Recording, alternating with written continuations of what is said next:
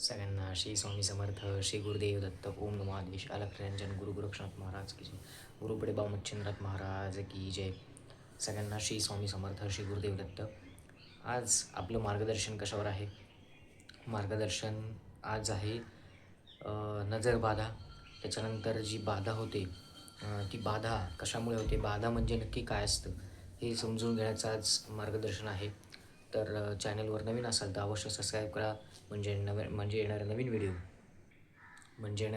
श्री स्वामी समर्थ महाराजांचे, दत्त महाराजांचे, नवनाथ पारायणाबद्दल माहिती, नवनाथ महाराजांचं मार्गदर्शन, दत्त महाराजांचं मार्गदर्शन, त्याच्यानंतर स्वामींचं मार्गदर्शन, त्याच्यानंतर दिंडोरी प्रणित मार्गाबद्दल माहिती, गुरुचैत्र पारायणाबद्दल माहिती आपल्याला मिळेल.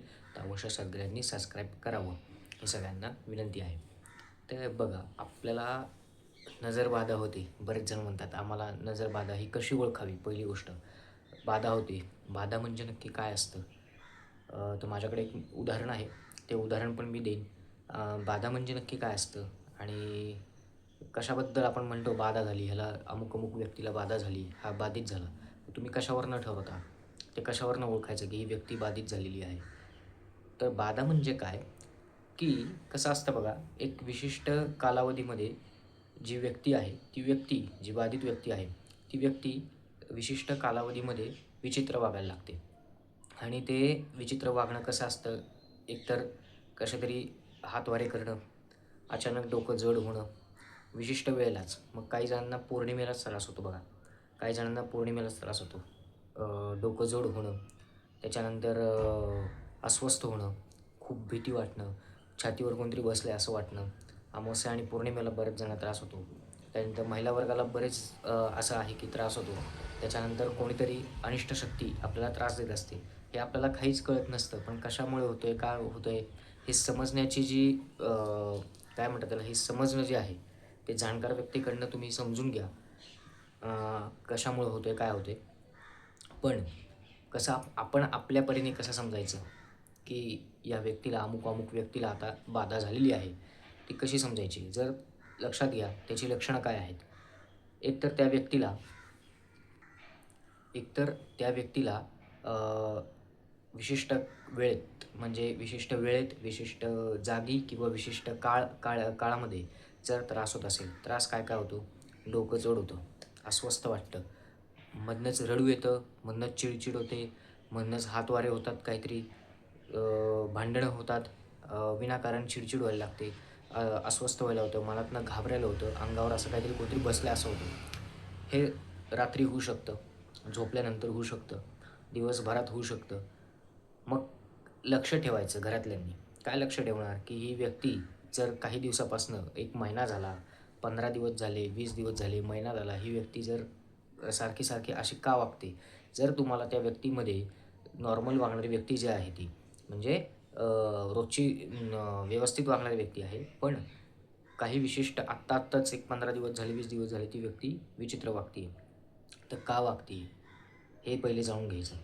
बरं, त्या व्यक्तीला कधी त्रास होतो आहे?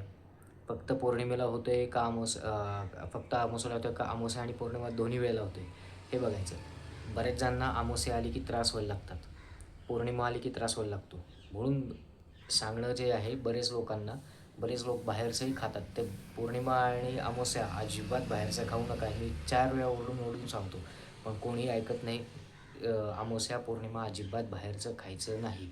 परान्न घ्यायचं नाही. परान्न म्हणजे काय? ज्याच्या घरात मांसाहार चालतो, त्यानंतर जो व्यक्ती आपल्या पत्नीला, लक्ष्मीला मारझोड करतो, शिवीगाळ करतो, दारू पिऊन, मद्यपान करून मारतो, मारझोड करतो, घरातल्यांशी नीट वागत नाही, अशा घरातलं अन्न अजिबात खायचं नाही. आपल्या नातेवाईक असतील, त्यांचं खाल्लेलं चालतं. एक रक्त असेल, खाल्लेलं चालतं. मावशी असेल, आत्या असेल, बहीण असेल, भाऊ असेल, सगळ्यांचं ते खाल्लेलं चालतं. पण शेजारचे असतील, बिल्डिंगमधले असतील, सोसायटीमधले असतील, यांचं अजिबात खायचं नाही. दुसरे बाहेरनं आले, त्यांनी बनवलं आहे, नाही, अजिबात खायचं नाही. अमावस्या आली, पौर्णिमा आली, अजिबात खायचं नाही. अमावस्या, पौर्णिमेला दुसरी गोष्ट एक पाळायची. अमावस्या आणि पौर्णिमेला स्त्रियांनी, विशेषतः करून स्त्रियांनी केस मोकळे सोडायचे नाहीत. केस मोकळे सोडून अजिबात बाहेर पडायचं नाही. तिसरी गोष्ट, जे पुरुष लोक आहेत त्यांनी रोज पाण्यामध्ये, अंघोळीमध्ये गोमूत्र घ्यायचं आणि स्त्रियांनी पण गोमूत्र घ्यायचं. रोज अमावस्या आणि रोज नाही जमलं तरी अमावस्या आणि पौर्णिमा तरी पाण्यामध्ये गोमूत्र घ्या आणि मग अंघोळ करा. गोमूत्राचं स्नान केलं पाहिजे. त्याच्यानंतर अमावस्या आणि पौर्णिमा जेवढं दान करता येईल तेवढं करा. आपल्या पितरांसाठी दान करा. त्याच्यासाठी एक मी व्हिडिओ केलेला आहे, मार्गदर्शन केलेलं आहे. ते मार्गदर्शन बघा. पितरांची सेवा कशी करावी अमावस्या आणि पौर्णिमेला, काय दान करावं, जानवी जोड, 125 ग्रॅम पेढे, हिरण्यदान म्हणतात त्याला, तर्पण ते करावं, सगळ्यांनी करावं, कोणी करावं, काय करावं हे पण सांगितलेलं आहे. तशा पद्धतीने ती सेवा रुजू करावी. आणि बाधा म्हणजे ही बाधा, आता माझ्याकडे एक उदाहरण मी सांगतो तुम्हाला बाधेचं. दुसरी गोष्ट अजून एक आहे गाणगापूरला. जे लोक गाणगापूरला जातात तिथले व्हिडिओ काढतात. आता बघा, गाणगापूरला गेल्यावर तिचे जे नाचतात महाराज, जे त्यांच्यातले बाधा बाहेर काढतात, त्यांच्यातली शक्ती बाहेर काढतात. तर ती जी बाधा आहे, ती जी शक्ती आहे, त्याचे व्हिडिओ अजिबात करू नये कोणी. लक्षात घ्या, अजिबात व्हिडिओ करू नका, अजिबात फोटो काढू नका. काय होतं, ती जी बाधा आहे, ती जी शक्ती आहे, ती तुमच्या मोबाईलमध्ये जर आली ना, ती कुठूनही बाहेर येऊ शकते. अदृश्य शक्ती आहे ती, लक्षात घ्या. हे माझं बोलणं कायम लक्षात ठेवा. जरी कधी तुम्ही गाणगापूरला गेले, गाणगापूरला कोणी जाणार असेल किंवा कोणी गेला असेल आधी, तर हे जे व्हिडिओ करतात ना, की असं अंगातून बाहेर येतं, हे येतं, अजिबात व्हिडिओ करू नका. अजिबात व्हिडिओ करू नका. आणि जरी केले असतील तर ते पहिले डिलीट करून टाका. का ते सांगतो, कारण त्याच्या थ्रू, त्याच्या माध्यमातून आपल्याला बाधा होण्याची शक्यता जास्त आहे. ते व्हायचं नसेल का, तर ते व्हिडिओ आणि ते फोटो सगळं डिलीट करून टाका. फक्त महाराज आणि मी एवढीच भावना पाहिजे. ते बाकी काही होऊ दे, ते महाराज बाहेर काढत असतात. ते पण पूर्ण निघत नसतं कोणाचं तिथं गेल्यावर. तुमच्या पूर्वजांचे कर्म आणि तुमची कर्म हे त्यात ते महाराज बघून मग ते पूर्ण काढतात. लगेच तिथं निघत नाही. ज्याची कर्म चांगली आहे आणि ज्याचं सगळं चांगलं आहे, ते पूर्वज चांगले होते, सगळं चांगलं होतं, ते त्यांची कर्म, तुमची कर्म ही सगळी बघून महाराज ते हळूहळू काढतात. काही ज्यांचं सगळंच निघून जातं. का, तर तो पुण पूर्वपुण्य त्याचं चांगलं असेल म्हणून ते सगळं निघून जातं त्याचं. पण प्रत्येकाचंच निघतं असं नाही आहे. आणि बरेच लोक असे म्हणतात की तिथं गेल्यावर सगळी बाधा निघून जाते. लगेच सगळी बाधा निघत नाही, त्याला वेळ लागतो. त्यामुळे जर तुम्ही गाणगापूरला गेले तर व्हिडिओ काढू नका, ही माझी कळकळीची विनंती आहे. फक्त महाराज आणि आपलं पारायण असेल, काय वाचन असेल, किंवा नुसतं नमस्कार करणं महाराजांना, एवढंच ठेवा. जास्त त्यात मी खोलवर बोलणार नाही, कारण त्या गोष्टी बोलण्यासारख्या नाही आहेत. तर बाधा जर तुम्हाला, आता एक उदाहरण देतो मी. एका अशाच ताई होत्या, त्यांनी एका लग्नामध्ये जेवल्या त्या, आणि जेवल्यानंतर आता ही शक्ती कुठं असते आपल्याला अजिबात माहीत नसतं. मलाही माहीत नाही, तुम्हाला माहीत नाही, कोणाला माहीत नाही. ही कुठंतरी असते, ही कुठल्या तरी अतृप्त इच्छा असते ही त्या आत्म्याची. तर ती कुठंतरी भटकत असतात, तो आत्मा भटकत असतो.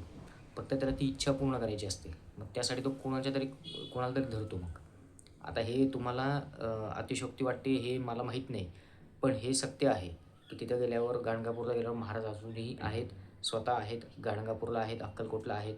ते तिथे बाधा काढण्याचं महाराज काम करत असतात. पण तिथले व्हिडिओ अजिबात काढू नका, फोटो व्हिडिओ अजिबात काढू नका. एक ताई होत्या, त्या अशाच लग्नामध्ये गेल्या होत्या, जेवत होत्या.